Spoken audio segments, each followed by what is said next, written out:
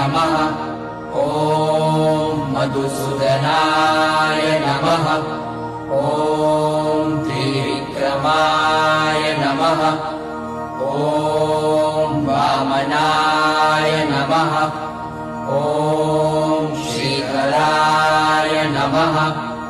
ॐ ऋषिकेशाय नमः।